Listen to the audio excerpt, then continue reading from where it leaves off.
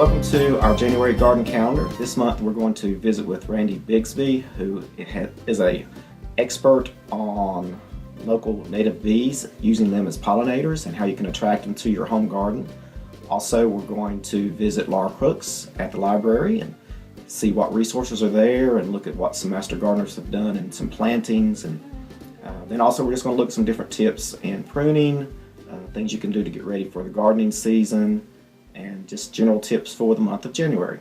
Well, here when we have one of the prettier days in January, one thing you can do is get out and work in your garden or your raised beds. It's a good time to add some organic amendment or compost, kind of top off your beds or your garden, and then till it in if you can. So we've added some organic amendment here last few weeks, getting it ready for some of the early season cold crops. So next month, late February, we'll be in here trying to plant some, possibly some peas, or maybe even some early potatoes or some broccoli, cabbage, things of that nature. So not that far away, so it's time to start getting those garden beds ready. Well, here in the month of January, you're kind of limited to some of the chores outside, but one thing you can do is kind of work on your house plants. Of course, in the winter months, you're probably putting a lot of heat in your home, so you have to just make sure you keep them watered. Whenever the surface of the soil gets dry, then it's time to water, maybe once a week, but just go by touch, and then try to water them on an as needed basis. Do not fertilize your house plants now. Usually wait till March or April when the sunlight starts getting longer and the plants get that signal it's time to grow. Then it's good to start fertilizing, but really don't fertilize much at all, if any, during the winter months. But one thing you can do is you can see a lot of houseplants get overcrowded after a period of time. So now's a good time to go through your houseplants. Maybe try to repot them. If they're real crowded, you can give some of your friends some of the divisions.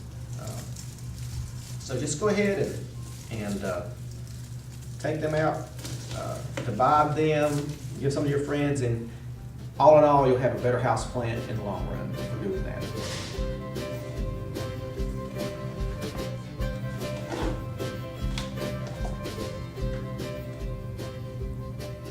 Also, in the month of January or February, it's time to start some pruning. Deciduous trees can be pruned in January, February.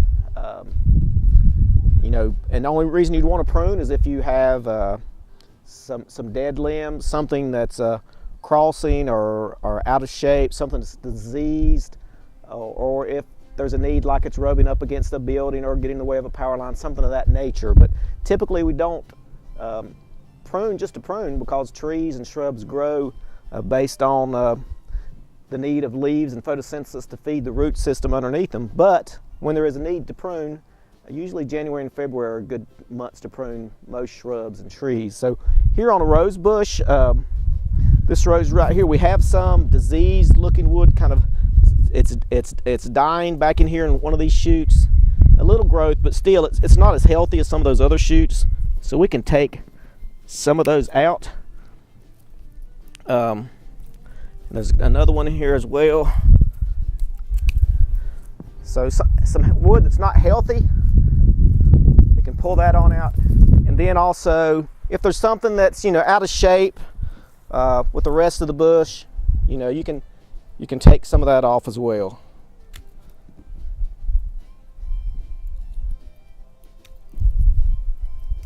Just kind of shape it up a little bit, some of your shrubs, rose, things of that nature. But first of all, of course, get any diseased or dead stems out of your rose bushes if you're going to prune your roses this time of year. Well, like we said earlier, January is a month of the year you can get out there and start pruning deciduous trees and shrubs. February may be the best ideal month, but things are dormant in January. If you don't want to cram it all in 1 month, you got a lot to do, you may get out there and start in January. And as you can see, we have trees behind us, and I don't know if you can see, but we typically, trees grow the size they need to based on, what the tree what nature has it to grow at. You know, some of these deciduous trees will get 80, 90 foot tall, and the root system is very large, so they have to have a lot of leaves and photosynthesis to supply the roots. And it is harmful to just go in and just chop trees off. It stresses them, may cause disease or insects to get in there and harm the trees. But when you have to prune, up here, I don't know if you can see, but there is a limb touching the power line. You know, you have to do some pruning here and there. So January, February is a good time to do that. If there's a limb or two large limbs over a building or something that may be a danger, but if you have to, now's the time. But take time to plan what you plant. You don't want to plant real large trees right in the midst of power lines or right up against a house. So think and do some planning before you put those trees and shrubs out in certain areas. Well, here we are in our January garden calendar, and today's special guest is Randy Bigsby, and Randy's from Wilkes County. That's correct. And he's been a master gardener there in Wilkes County as well. 3 years. 3 years, okay. And he works real close to one of our past participants in the garden calendar. That's Gary Morrell at Gringo Orchard. That's correct. And you're going to kind of make that connection as we go along. But basically what we're talking about is pollination, and pollination is very important for flowers, and especially the food of our nation. And absolutely. And the honeybees, which have been the typical pollinators, are a social bee, and they have had a lot of problems, and their numbers have diminished immensely. What were the numbers you were sharing with me earlier, Randy? Well, we're down to about 4,200,000 bee gums or beehives in the country. And of course, early spring, half of those are flatbedded and shipped out to California for the almond industry. So that does take away our bee population. Right. So I think we're coming into some real critical areas, and we're losing our third and fourth generation bee people. They're actually losing bees left and right, and they are looking for other work, and it's really sad. So we want to talk a little bit about that as well. A lot of issues there. Yes, it is. So what we're talking about today is basically other types of pollinator bees, and Randy is really going to talk about a couple different varieties of those and how you can maybe raise them at your own home or farm or whatever. And Randy, you've got a lot of things here. I'm just going to turn it over to you. It's really interesting. I've heard your spiel, and it's just amazing. So I'm interested. I hope the audience is too. So I'm just going to leave it with you. Okay, thank you, Landy. Go for it. Thank you very much. It's good to be with you today. As I said, I work with Bill Hanlon in Wilkes County. Was my professor and got involved in agriculture about 3 years ago. And kind of how I got started, I wanted to talk about a fellow. He's really a legend. He's a veteran in the orchard industry, from Asian pears to all different varieties of apples. And you probably, Lenny said that you know him, Gary Morrell. He with Gringo Orchards there right in Taylorsville here. Had the chance of meeting him in my Master Gardener class, because the whole class went up to Gringo Orchard because Gary was putting on a grafting class, and that was my first introduction to not only grafting, but Gary introduced me to the mason bee. So Gary, it's all your fault that you got me in this business. In fact, we were doing our grafting, and just all of a sudden, out of the clear blue, Gary says, "Oh, I got to show you my new project." And everybody said, "Wonder what that could be." So we walked away from the grafting table and went to one of his fruit trees. And in one of his fruit trees, he had a little triangle box, and it had chicken wire on it, and it looked like he had little straws that were stuck in this. And he says, "This is my mason bee capture box." And they said, "Well, if you don't know what a mason bee is," he said, "it's a pollinating bee or an orchard bee. And basically what they do, they're different from the social bee or the honeybee. They do not make honey. They very rarely sting. And all they do is pollinate." And I thought that was very interesting. Didn't get a chance to see any activity in the little bee box, but after I finished my grafting class that day, Of course, I wore out Google, man. I got on Google and I said, I want to know about this mason bee. And I'll tell you what a plethora of information on the internet. But we'll talk about being careful. There's a lot of wrong information out there about the mason bee. So anyway, I kind of got involved for 2 or 3 months, started making phone calls. Nobody knew anything about the pollinating bee or mason bee, which lives in any area of the country as long as you have trees or forest. That's where they are. So anyway, probably several months had gone by, and then I picked it up. The first of this year was really the first time I really started getting involved, and so I said, well, where do you start? So I just started making phone calls and seeing who were suppliers of mason bee products, and I kind of did some wrong things, you know. I contacted a manufacturer, ordered some tubes, which we'll talk a little bit about where they nest and how they actually breed. Got with a lady called her name was Denise Shrives. She's with InfoNativeBees.com. She's pretty incredible lady. Well, she raised strictly the blue orchid bees. But anyway, so I started dealing with her, ordered some products, and found out I was doing a lot of things wrong. And the long and short of what is available here is, I would suggest that you really take my advice and let me refer you to some people that are professionals in the industry, because there are a lot of do's and don'ts out there. So I will, toward the end of my presentation, I'll give you some contact people that I feel like you need to get off to the right start. And I hope that I can offer some information that will be helpful to you as we go through our presentation. In fact, what we just did, we just opened up a cocoon, and I happen to have, you're not going to be able to see this, but this is a horn-faced mason bee. You're not going to be able to see this, but anyway, we just opened up a cocoon, and she's fully developed. And you wonder, well, what are we going to do with that bee? We'll talk about that in a few minutes. But anyway, first of all, let's start out with the benefits and importance of mason bees. As Lenny said in the beginning of the introduction, that our honeybee is really our prime pollinator in this country and worldwide.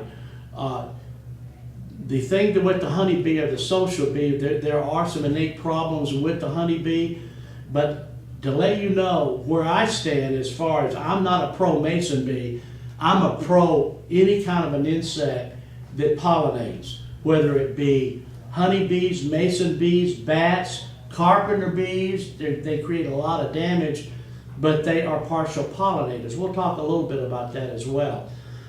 But the first thing that we need to understand is that without pollination, we virtually will not be able to eat. 1 out of every bite of food that you eat, every third bite is due to something that has been pollinated. Without pollination, nothing grows. Nothing grows. So we'll be talking a little bit about that. The benefits and importance of mason bees. We're also referring to honeybees or social bees.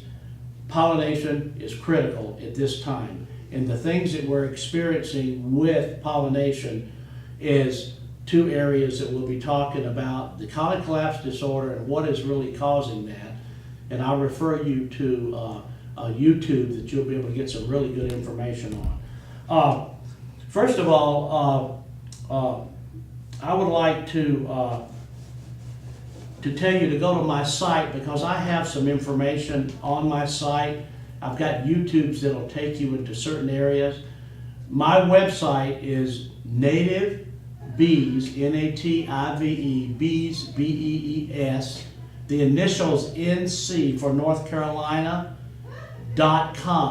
If you would go to that site and pull it up on your internet, and then go to, let me see my notes here, go to Mason Bee information. If you go to that link on my site, click on that link on my website, go to the third video. There are 3 videos that are posted on that site, and it's Marlo Spivak. Marlo Spivak is world renowned for her knowledge of honeybees. And the YouTube that they filmed her on was TED Talks, TED Talks. It's the most incredible YouTube channel you could ever look at. It's tons of information about all different things about agriculture and technology. But anyway, if you'll go to that, click on Marlo Spivak, and she will give you the most incredible presentation on honeybees. Will give you some really good information as to what's going on. About 2.5 minutes into that video, if you would, look for a post that she has, and it shows some mason bees. It'll show blue orchard bees, it'll show some leaf cutters. You won't be able to identify them individually, but you'll see when she shoots up a big screen, it'll show some beautiful bees. Well, those are mason bees, or those are pollinating bees. You won't see any honeybees in that picture, but her whole presentation is about honeybees. But anyway, I wanted to give you that little bit of information. So anyway, so I got involved and I said, well, what's going on? What do these bees do? How do you increase the numbers? Because that's really what I want to talk about, is how do you increase the numbers of these mason bees where they will be good pollinators? If you are an average person, let's say you're the average homeowner.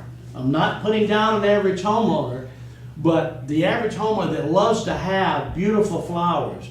Maybe you have koi, maybe you have a little fish garden, maybe you just want to have your place really beautiful.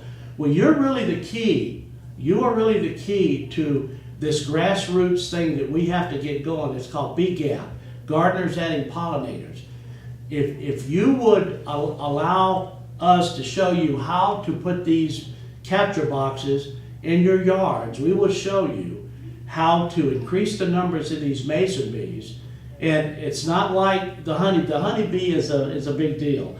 There's a lot more to the honeybee than it is to the mason bees, because it's a little simpler. However, there is a procedure and there are steps that you need to take to capture these bees and to be able to release the cocoons back out into the wild.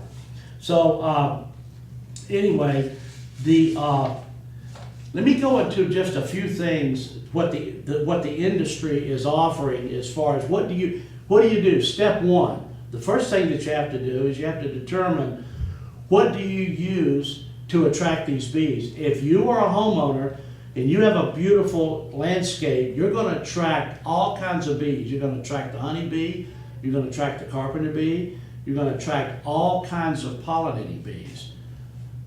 The number of bees in the world reach about 20,000. There's 20,000 different kinds of pollinating bees throughout the world. In the United States alone, there are about 4,000 different kinds of pollinating bees, or mason bees, or orchard bees. And in this particular area of North Carolina, the 3 bees that are probably the most prominent are your blue orchard, your hornface, and a leaf cutter. Those pretty much are the 3 types, and to be honest with you, I am not an authority, I'm not an expert on mason bees, but I'm learning and we can all learn together. These I have come across more often than other types, and if we come across other types of bees, then of course we need to document that, and I would solicit your help. If you see a different kind of bee, please let me know, and we will share that information with those people that are bee people that like to just share their knowledge, as the Honeybee Association does. They share their knowledge, they share how to keep the gums from the viral mites, which is a problem, and a lot of other things going on.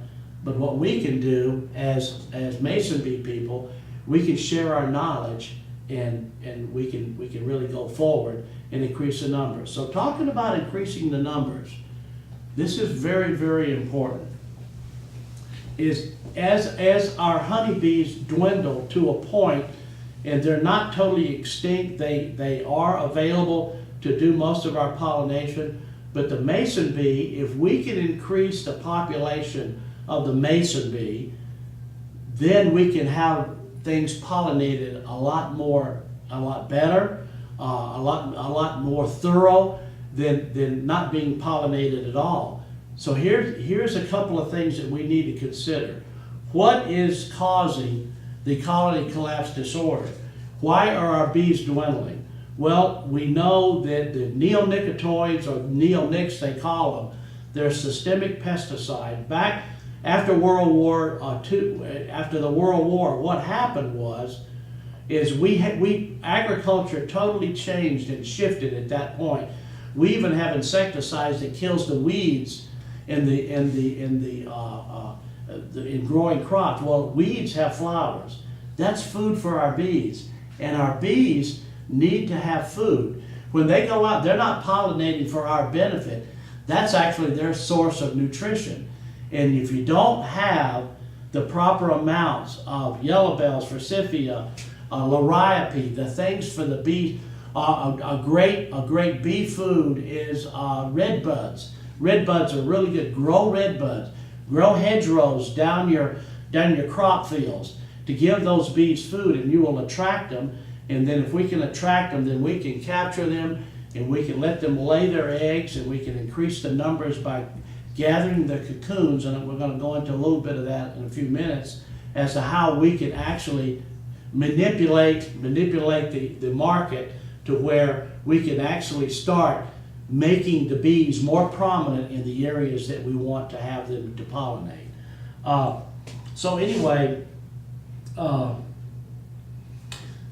three bees that we're talking about is the hornface, the blue orchard, and the leaf cutter.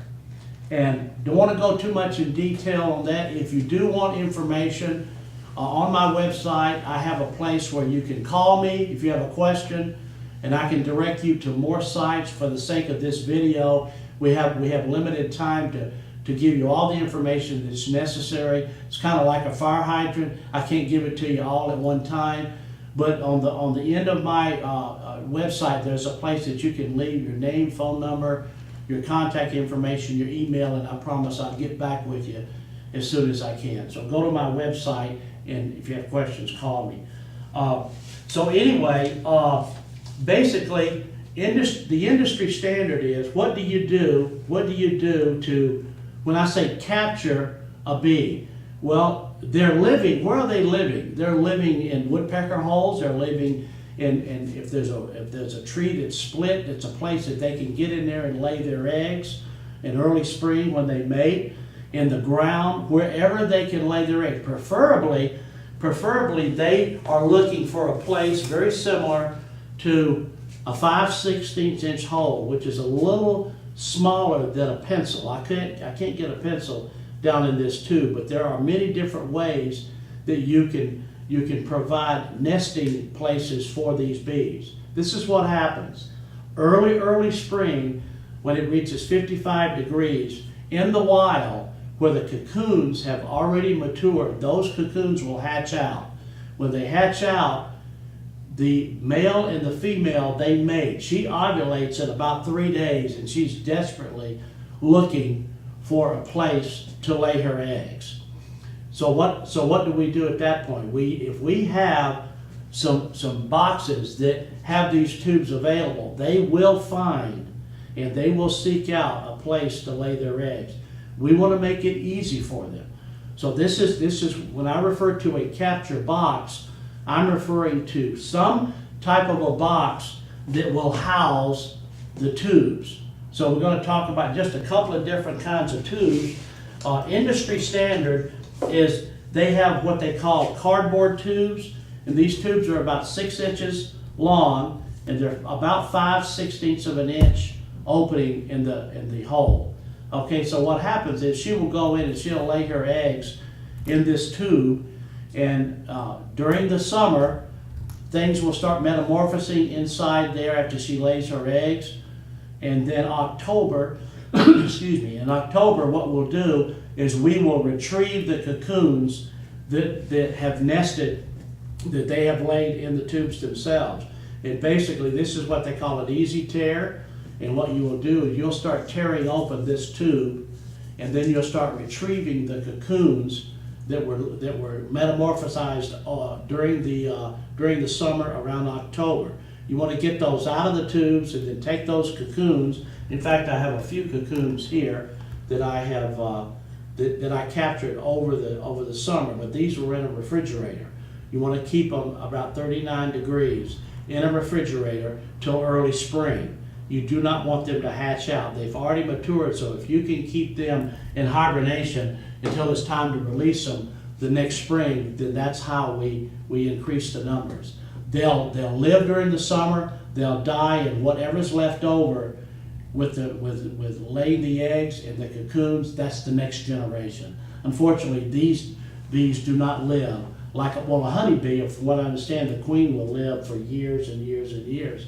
And probably some of the honeybees, the social bees, will live maybe 1-2 years. These die out in the course of the summer, and then whatever's left over is whatever they've left behind. So anyway, keep moving on here.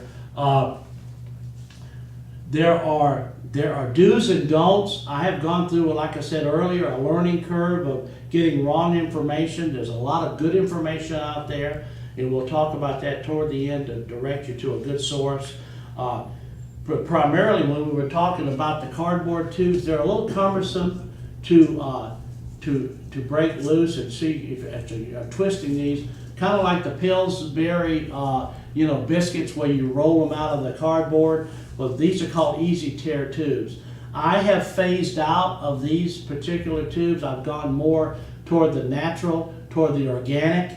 And the organic is, these are lake reeds from Washington State. These are called Phragmite lake reeds. And what these do is, these are very, very easy you just snap them, and then you just pull them apart like this, and then you retrieve the cocoons. And I have these on my site, and you can order those from a lot of people throughout the country that are offering Mason Bee products.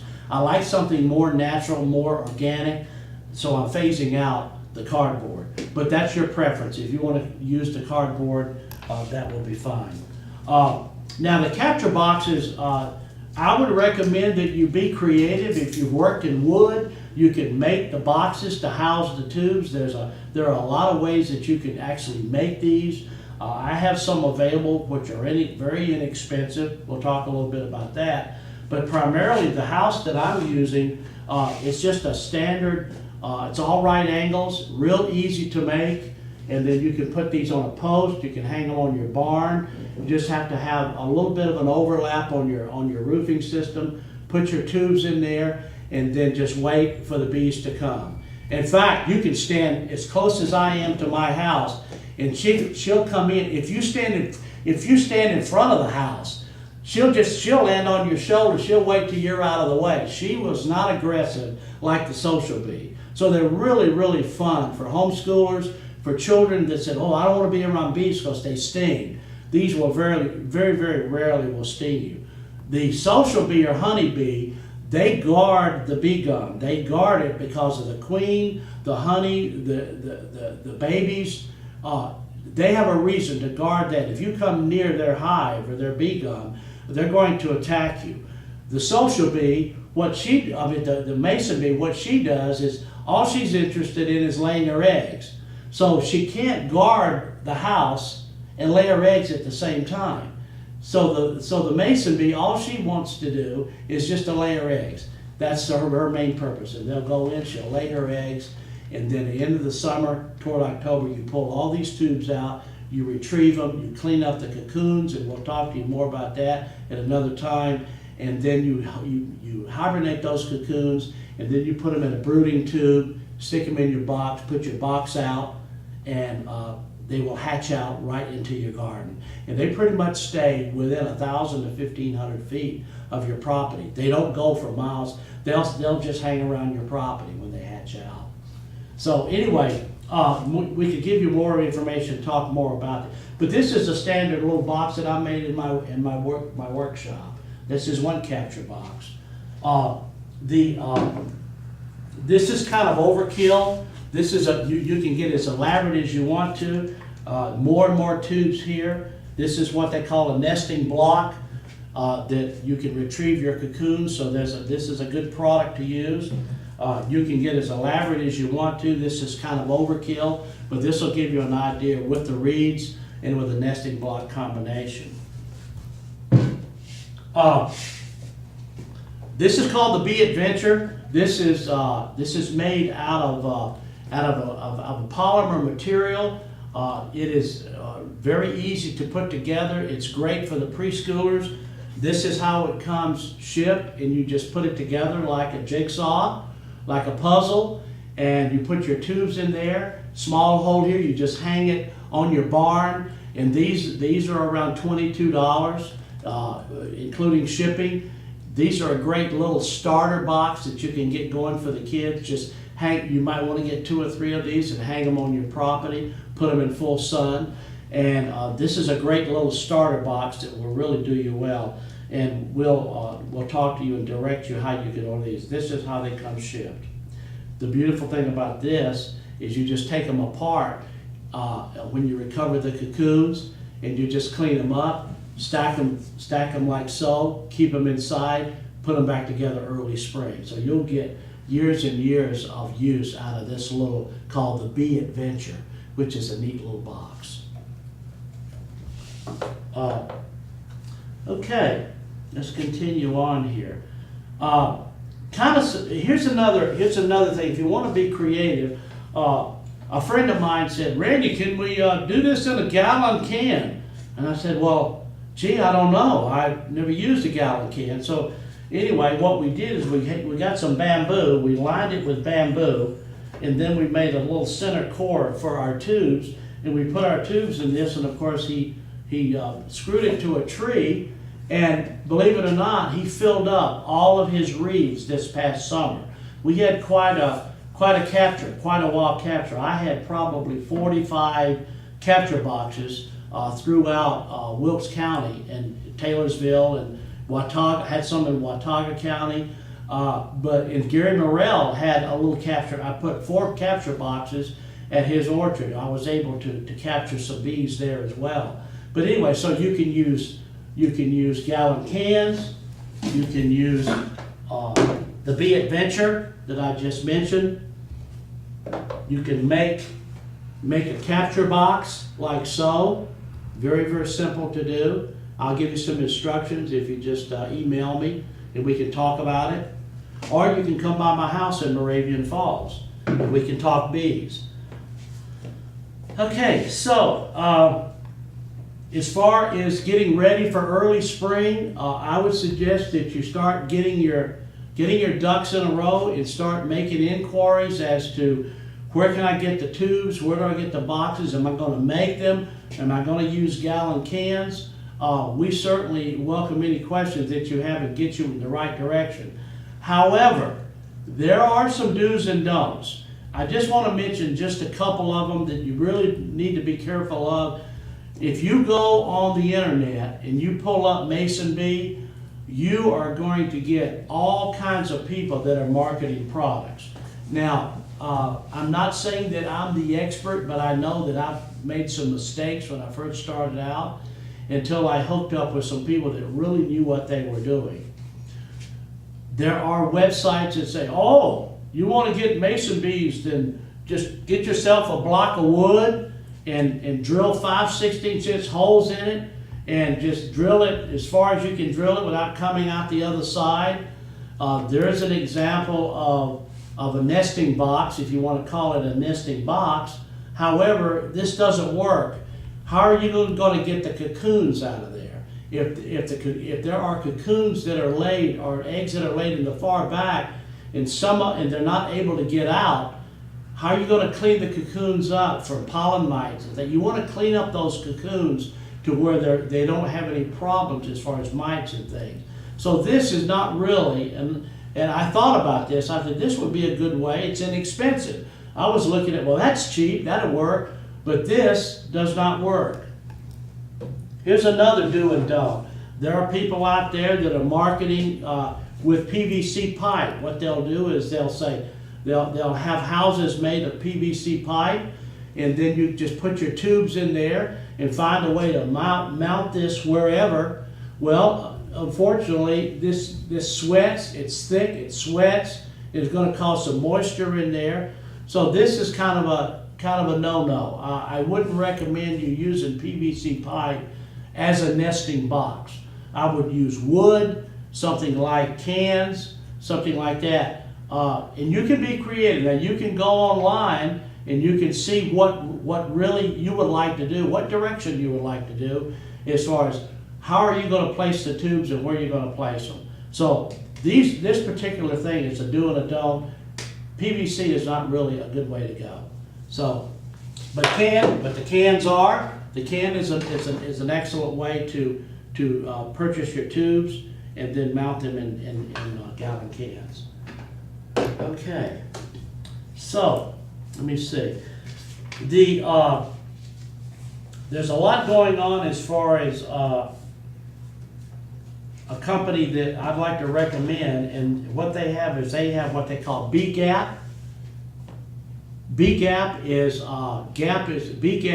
gardeners. GAP stands for gardeners adding pollinators. Now you can find out more about B-Gap if you go to Crown Bees, CROWN Bees BEES.com. The owner is David Hunter. He is an experienced 20-year veteran of the mason bee industry, and I would recommend you go to his site and get on Bee Mail, M-A-I-L. He will send you once a month. He sends you updates. He shows you how to do the cocoons. He shows you how to build the boxes. He has other kinds of bee boxes if you don't want to build them. That is the #1 site in the country, crownbees.com. They're out of Washington State. He'll even send you the cocoons if you don't have cocoons. You can order cocoons from him. He has bee brokers all up and down the East Coast. So crownbees.com is really the place to go. I work very closely with Dave. He's my mentor, and him and I are in constant contact with each other. We Skype all the time. So I would definitely recommend you check with him. Check with me if you have a particular question for this area. I would also recommend that you consider joining the Orchard Bee Association. You'll find out information about that on crownbees.com.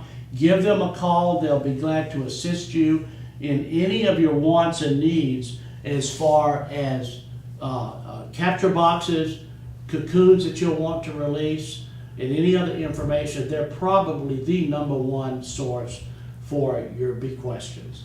So I think that's probably, I've covered quite a bit of information. I got the GAP, B-Gap, Orchard Bee Association. I encourage you to start thinking and preparing in January of 2014. Start being inquisitive, start asking questions, start calling, and then hopefully we'll get your questions answered for you. And I guess that's about it. I'm going to do one picture here, why these bees are such good pollinators. Can you get that? Okay. Anyway, the hair that's on these bees really make them really good pollinators, because a lot of pollen collects on these bees. Well, Randy, this is all extremely interesting, just awesome information. A couple questions. If some home gardeners out there would like to try to collect some of these pollinating bees, when would they put these capture boxes out there? What type of blooms are we trying to catch early in the spring? Yeah, well, of course, early spring, when the yellow bells or the forsythia starts to blossom, I would recommend that they go ahead and get your capture boxes out, place your nesting boxes or capture boxes at that particular time. And I would encourage everybody to learn what the native plants are around the region that you're in, and go ahead and plant those. I would encourage them to, because it's food. If there's food available, you will draw your bees to these capture boxes. Okay, very good. Well, what we hope to do is maybe later on in the year, after some some of our pollinating bees have laid some eggs in some of these tubes. Maybe we can do a follow-up program where we actually harvest some of the bees, the cocoons. from these Absolutely. I would tubes. say probably end of September, first week in October. Of course, I would recommend that they go ahead and get their tubes out of their capture boxes around September. Hold on to those, don't break them open. And then first week in October, we could get together and let's bring your tubes in and let's have a little harvesting session. Be glad to do that, Lynn. Okay, sounds good. And again, the website you were mentioning of yours is nativebeesnc.com. That's correct. Some other contact information if some people just want to call you and how to get a hold of one of these capture boxes, or Click on contact and it'll take you to a page that gives my phone number, and it also gives, if you have internet, there's a place that you can fill out your information. It'll send me an email. Of course, if it's just a phone number, just call me and we'll talk. okay. If we've got some viewers out there that may not be online, what's a phone number they can reach you at? 336-838-3889. That's 336-838-3889. Randy Bigby. Okay. Otherwise, go to nativebeesnc.com. That's correct. Okay. Well, thank you for being with us, and it's Thank been you, great. lady. It's good to meet you, sir, You and I too. hope it was helpful. It was. Okay, thank you. Well, January is also a time of the year that you can get out there and if you've got some pretty days, put some mulch out, whether it's hardwood mulch, pine needles such as here. But, mulch is excellent for around shrubs and trees. It helps hold moisture in our dry summers.